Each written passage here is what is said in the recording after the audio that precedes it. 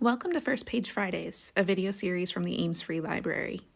Join us each week as AFL staff share the first pages of books from a wide variety of genres. We'll read everything from new releases to titles from the library's most popular authors and even some of our personal favorites. This week's selection is Ocean State by Stuart Onan. In the House by the Line and Twine.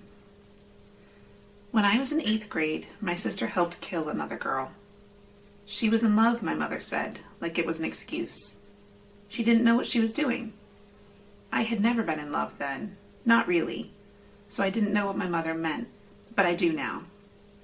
This was in Ashaway, Rhode Island, outside Westerly, down along the shore. That fall, we lived in a house by the river, across the road from the mill where my grandmother had met my grandfather. The line and twine was closed, posted with rusty no trespassing signs, but just above the dam someone had snipped a hole in the fence with bolt cutters so you could sneak in the back.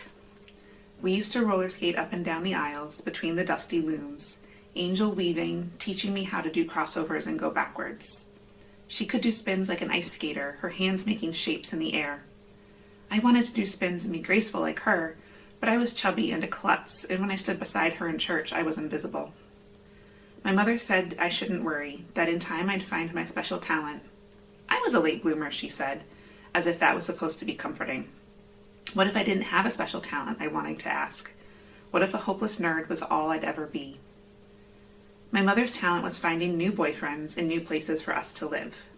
She worked as a nurse's aide at the Elms, an old folks' home in Westerly where my great-aunt Mildred lived and didn't make any money. Friday she'd come home and change, brushing her hair out, making up her face, using too much perfume. She'd been a cheerleader and could dance. She dieted, or tried to.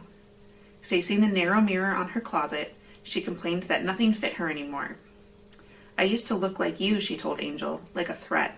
And it was true. In her old pictures, they could have been twins. If she'd wanted to, she said, she could have married a doctor, but they were all assholes. Your father was sweet. We knew our father was sweet. What we didn't understand was when he'd become an asshole, or why.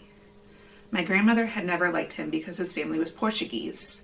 He tricked my mother into turning Catholic and then abandoned her. Never trust a Portuguese, she'd said, like it was a joke. I had his dark hair and eyes, so what did that make me?